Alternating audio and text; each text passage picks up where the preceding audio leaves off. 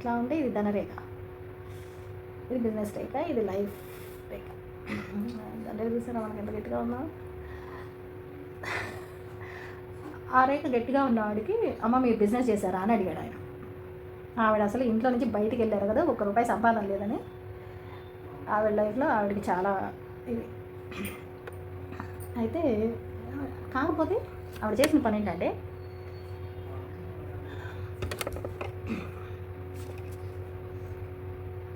ఆవిడ ఇంట్లోనే ఉండేది, ఎక్కడికి వెళ్ళేది కాదు.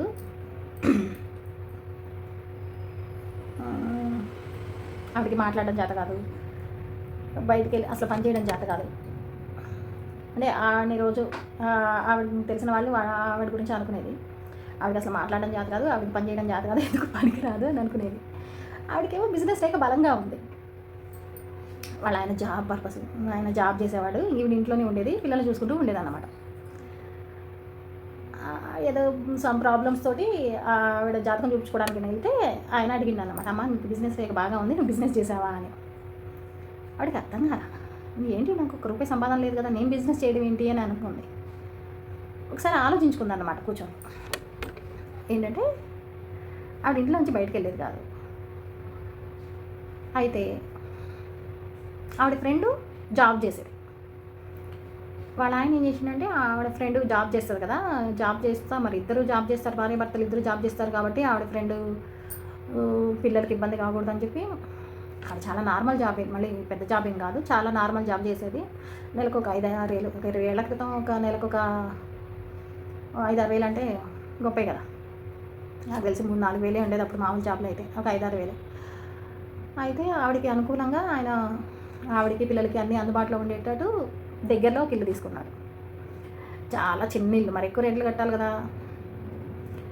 ఇల్లు తీసుకొని పిల్లలు పొద్దున్నే ఆవిడ 8ంటికి అట్లా వెళ్ళిపోయేది, సాయంత్రం కొంచెం 6ంటికి అట్లా వచ్చేదన్నమాట. మరి 8ంటికి వెళ్ళిపోయేటప్పుడు ఇంకా ఆవిడ ఇంట్లో పిల్లలకి టిఫిన్ అంటే మరి అన్నం కూరలు ఆవిడ రెడీ అవ్వడం, ఇంట్లో పనంతా చేసుకోవడం ఉంటుంది కదా. అంటే నేను చెప్పేది మధ్య తరగతిలో బిలో మధ్య తరగతి అనమాట. మరి ఇద్దరు అంటే పెద్ద పెద్ద చదువులు చదివి పెద్ద పెద్ద ఉద్యోగాల గురించి కాదు నేను చెప్పేది. ఈవిడ ఫ్రెండు కింద మధ్య తరగతి వాళ్ళకి. ఆయనకు ఒక 10 కిలోమీటర్లు ఉండేది డిస్టెన్స్, వెళ్ళేవాడు వచ్చేవాడు. పిల్లలకి మరి పొద్దున వెళ్ళిపోవాలి కాబట్టి టిఫిన్లు అవి గబగబా చేయలేక ఇద్దరికి చెరొక ₹10 ఇచ్చి టిఫిన్ తినంటారా అనేది. ఆవిడ ఒక ₹20 ఇచ్చేలేదు. అలా ఇద్దరికి చెరొక ₹10 ఇచ్చి స్నాక్స్ తినంటారా సాయంత్రం వచ్చినాక అని అనేవాడు. ఇట్లా హ్యాపీగా ఆవిడకి గౌరవం ఉండేది, ఆవిడ జాబ్ చేస్తుందని గౌరవం ఉండేది. అయితే వాళ్ళ ఫ్రెండ్ ఈవిడ ఏ జాబ్ చేసేది కాదు, వాళ్ళ ఆయనకి దూరం కాకూడదని ఊరికి చాలా దూరంగా 10 కిలోమీటర్లు, అన్నీ దొరికేదానికి 10 కిలోమీటర్లు దూరంగా ఉన్న ఆఫీస్కి దగ్గరగా ఇల్లు తీసుకున్నారన్నమాట. ఈవిడ ఏ పని చేయదు కదా, అప్పుడు పనిచేసే ఆయనకి దగ్గరగా ఉంటుంది కదా, పనిచేసేవాడికే కదా విలువ. ఇల్లు తీసుకుంటే ఈవిడ ఏం చేసేది, ఇంట్లో ఖాళీగానే ఉంటుంది కదా, పిల్లలకి అసలు ఇంకా బయట తేవడం, ₹10 పెట్టి బయట తేవడం, హెల్త్ కాన్షియన్స్, మళ్ళీ అన్నీ హెల్త్కి మంచి పెట్టాలి, ₹10 వాళ్ళ పిల్లలకి ఇచ్చి ఒక్కరోజు కూడా మీరు తినండి బయట అన్నది ఆవిడ లైఫ్లో, ఆవిడ పిల్లల లైఫ్లో లేదు.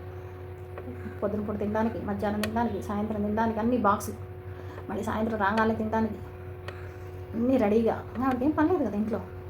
ఇట్లా మళ్ళీ వాకిట్లో అన్నీ కూరగాయలు, బయటికి వెళ్ళి తెచ్చుకోవడానికి ఒక ₹100 పెట్టి ఒక ఏదో టమాటాలు పచ్చిమిరకాయలు తీసుకొస్తే సరిపోయేది. వాకిట్లోనే అన్ని కూరగాయలు ఉండేవి. మళ్ళీ స్నాక్స్ నెలకు ఒకసారి చేసి డబ్బాలకు పోసుకునేది. ఖాళీగానే ఉంటుంది కదా ఈవిడికే సంపాదన లేదు కదా.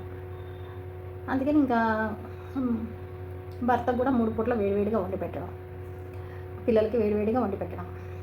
వాళ్ళకి హెల్త్ ప్రాబ్లమ్స్ కూడా చాలా తక్కువ ఉంటాయి అన్నమాట. ఎందుకంటే ఈవిడ ఇంటి తిండి తింటున్నారు కాబట్టి, ఈవిడ చేతులతో నోట్లో పెట్టుకున్నది కాబట్టి. వీటన్నిటితో పాటు పూజలు. ఇట్లా అయితే ఈవిడ ఇంట్లో ఉండడం వల్ల ఏదో ఆవిడకున్న పొలంలో నుంచి బియ్యం తెప్పియడం, పప్పులు తెప్పియడం, ఇట్లా అంటే బియ్యం కొనే పని లేదు, పప్పులు కొనే పని లేదు, కూరగాయలు కొనే పని లేదు. బయటికి వెళ్ళి బియ్యం పప్పు వస్తాయి కాబట్టి బయటికి వెళ్ళి పెద్దగా ఇంకేదో అవసరమైన థింగ్స్, వీళ్ళు ఊరికి దూరంగా ఉన్నారు కాబట్టి వీళ్ళకి ఏది అందుబాటులో ఉండదు. అసలు అందుబాటులో ఉండాల్సిన అవసరం ఉన్నా కానీ ఉన్నాయే ఈవిడికి అసలు ఏమీ ఇవ్వదు. అట్లా వండి పెట్టుకోవడం పిల్లలకి. అప్పుడు వీళ్ళ ఖర్చు ఎంత? అప్పుడు రెంట్ తక్కువ. ఆవిడ జాబ్ చేస్తుందని సిటీలో ఉన్నందుకు వీళ్ళ రెంట్కి ఆవిడ జాబ్తో సమానమైన రెంట్, వాళ్ళ ఇంటి రెంటు. ఆవిడ జాబ్ ఎంతో వాళ్ళ రెంట్ దాదాపు ఆవిడ జాబ్లో సగం రెంట్.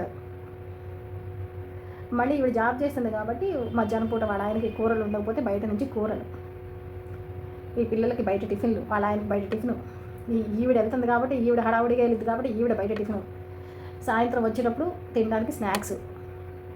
ఆయన ఎటు బయటే ఉంటాడు కాబట్టి ఆయన బయట తింటామే స్నాక్స్, టీలు, టిఫిన్లు. ఆయన ఏదో నైట్కి వస్తాడు ఇక. అంటే నేను చూసిన ఒక ఇద్దరు ఫ్రెండ్స్ గురించి చెప్తున్న విషయం. అందరూ ఇట్లా ఉంటారా, అందరూ ఇట్లా చేస్తారా అని నేను చెప్పట్లేదు. నేను చూసిన ఇద్దరు ఫ్రెండ్స్. ఆవిడకి వాల్యూ ఉంటుంది. వాళ్ళకి వచ్చే జీతాలు, ఆ రెంట్లకి, ఆ టిఫిన్లకి, ఆ స్నాక్స్లకి, ఈ అన్హెల్తీ ఫుడ్ తినడం వల్ల ఎప్పుడు నెలకు ఒకసారి హాస్పిటళ్ళకి, ఎప్పుడు ఏదో ఒక ప్రాబ్లమ్స్తో ఎవరో ఒకళ్ళకి, ఒక రోజు భర్తకు బాగోపోతే ఒక నెల, భార్యకు బాగోపోతే ఒక నెల బాగోపోతే ఇట్లా ప్రాబ్లమ్స్. ఆ జీతాలన్నీ వాటికి స్వాహ. ఈవిడికి వచ్చే మళ్ళీ ఈవిడ వాడుకోదు, ఈవిడ ఇంట్లో ఖర్చులకు వాడుకోదు అన్నమాట. ఎందుకంటే ఇప్పుడు ఇవన్నీ పెట్టాల్సింది ఆయనే కదా, ఇంటికి రెంట్కి, పిల్లలకి ఇవన్నీ సర్దాల్సింది ఆయనే కదా. ఆయన జీతంలో వెళ్ళిపోతే ఇప్పుడు ఈవిడ జాబ్ చేస్తుంది, ఈవిడ జీతం ఈవిడికి ఉంటుంది. ఒకవేళ ఈవిడ పెట్టినా కానీ ఈవిడికి వాల్యూ ఉంటుంది. ఈవిడ జీతంతో ఇది తీసుకొచ్చిందనో ఏదైనా ఇంట్లోకి తీసుకొచ్చిందంటే ఆవిడ జరిపిందని ఆవిడకి వాల్యూ ఉంటుంది. ఇక్కడ పొలం నుంచి తెప్పించి, తన పంటలో పొలంలో నుంచి తెప్పించిన బియ్యము, పప్పులతో ఇంట్లోనే ఉంటూ 3 పూటలా చేసే ఈవిడ సంపాదన రూపాయి సంపాదన లేదు. వచ్చే జీతంతో పని లేదు, పాకెట్లోనే కూరగాయలు. అసలు వచ్చిన జీతం, ఆ జీతం వచ్చిందా, జీతం తీస్తామా, సంబంధం లేదు. ఈ విషయం అసలు ఎవరికి తెలియదు. ఈవిడ ఇంట్లో తింటుంది, కూర్చుంటుంది. ఏమన్నా దానికి పని? ఇంట్లో తింటాం, కూర్చోవడం, టీవీలు చూడటం, కావాలంటే పూజ చేసుకుంటుంది. ఇది విషయం. ఈవిడ ఇంట్లో ఉంటుంది కాబట్టి ఇక్కడికి వచ్చిన జీతాలు వచ్చినట్టు ఉండిపోతున్నాయి. ఆ జీతాలతోటి 2 ఏళ్ళకో 3 ఏళ్ళకో ఏదో ఒక ప్రాపర్టీ కొంటున్నారు. అక్కడ అలా ఆయనకి ఆవిడ జాబ్ చేస్తుంది కాబట్టి ఆవిడ డబ్బులు ఆవిడ మిగిల్చుకుంటుంది. ఆవిడ కొన్ని ఇంట్లోకి కావాల్సినవి తెచ్చి మిగిలినవన్నీ ఆవిడకి కావాల్సినవి, ఆవిడకి కావాల్సిన బంగారం, ఆవిడకి కావాల్సిన వస్తువులు, ఆవిడ ఖర్చులు, అవన్నీ ఆవిడ డబ్బులు దాచుకునేది. అలా ఆయనకి 3 వంతులు జీతం అయిపోతుంది. ఆ ఒక్క కొంతతో చీటీలు వేసుకోవడం, ఏదో వడ్డీలు తిప్పుకోవడం, ఆయన బాధ ఆయన పడతాడు. విషయం ఏంటంటే ఆవిడ జాబ్ చేస్తుంది, వాళ్ళ పిల్లలు రెస్పెక్ట్ ఇస్తారు, భర్త రెస్పెక్ట్ ఇస్తారు. ఇక్కడ 24 గంటలు పెట్టి ఇంట్లో ఉంటుంది, ఎప్పుడు ఏదో చేస్తూ ఉంటుంది, ఏదో చెప్తూ ఉంటుంది. వీడికి రెస్పెక్ట్ లేదు, వీడికి జీతాలు ఖర్చు అవ్వవు. ఎందుకంటే ఊరికి దూరంగా ఉంటున్నారు కదా. ఉన్నాయి కూడా ఏమి తింటారు అసలు. 10 రూపాయలు ఈవిడ జీవితంలో ఈవిడ 10 రూపాయలు ఇచ్చి బిస్కెట్ ప్యాకెట్ తెచ్చుకొని ఈ పూట తినంట్రా అన్నది ఈవిడ లైఫ్లో లేదు, ఈవిడ పిల్లల లైఫ్లో లేదు. అసలు జీతం పడుతుంది, డ్రా చేసి తెచ్చుకోవాలి అన్నది లేదు. మళ్ళీ ఆ సంపాదన ఆవిడది కాదు,